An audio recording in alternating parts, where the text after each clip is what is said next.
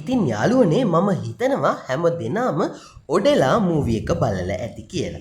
ඉතින් ඔන්න ගොඩාක් දෙනෙක් ඔඩෙලා මූවී එක බලලා ඉවරුණාට පස්සේ ඔඩෙලා 2 වෙනකල් බලාගෙන ඉන්න ඇති. ඉතින් ඔන්න මේ වෙද්දින් ලස්සන ඔඩෙලා 2 මූවී එක ඇවිල්ලා තියෙනවා. භූත ත්‍රාසජනක චිත්‍රපටි බලන්න කැමති කෙනෙක් නම් අනිවාර්යෙන් ඔයා මේ මූවී එක මිස් කරගන්න එපා.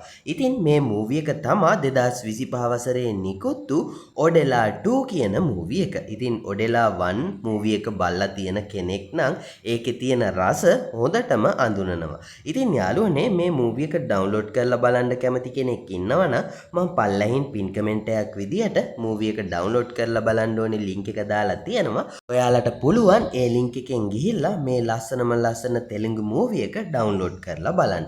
හරි එහෙනම් යාළුවනේ අපි වැඩි කතා බහක් නොකොට යමු මේ මූවී එකේ මොකද්ද සිද්ධ වෙන්නේ කියලා කෙටියෙන්ම දැනගන්න. ඒ වගේ මතක් කරනවා ඔයාලා කැමති නම් මේ වගේ අලුතෙන් එන මූවිස් ඔයාලා ළඟටම ගෙන්න ගන්න.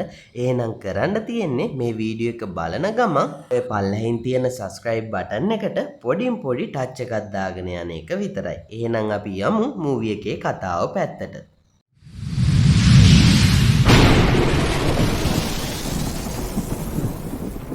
හරි ඉතින් යාළුවනේ අපි මේ මූවී එකේ කතාව පැත්තට ගියොත් තිරුපති කියලා ඝාතකයෙක් ඉන්නවා. ඉතින් මේ ඝාතකයා මරණයට පත් වෙනවා. ඉතින් ඒ තිරුපති කියන ඝාතකයාගේ මරණයෙන් පස්සේ ඒ ඝාතකයාගේ ආත්මය එක්තරා ගමකට ගොඩාක් බලපෑම් සිද්ධ කරනවා. ඉතින් මේ ගමේ මිනිස්සුන්ට දැන් තියෙන එකම විකල්පය තමා මේ කරදරයෙන් බේරෙන්න භෛරවී කියන බලවත් සාන්තුවරිය.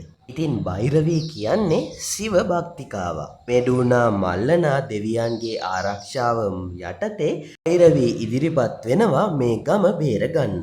නමුත් යාළුවනේ ඒ වෙද්දි තිරුපති කියන ඝාතකයාගේ ආත්මය ඒ ගමේ මිනිස්සුන්ව පාලනය කරන්න අරගෙන තියෙන්නේ. දැන් ඉතින් මේ වැඩේ එන්න අමාරු වෙනවා. ඉතින් මෙතනින් එහාට මොකක් සිද්ධ වෙයිද කියලා බලන්න නම් ඔයාලට මේ මූවී එක බලන්නම වෙනවා. ඉතින් භෛරවී එයාට තියෙන බලයෙන් මේ ගමේ මිනිස්සුන්ව බේරගනීද?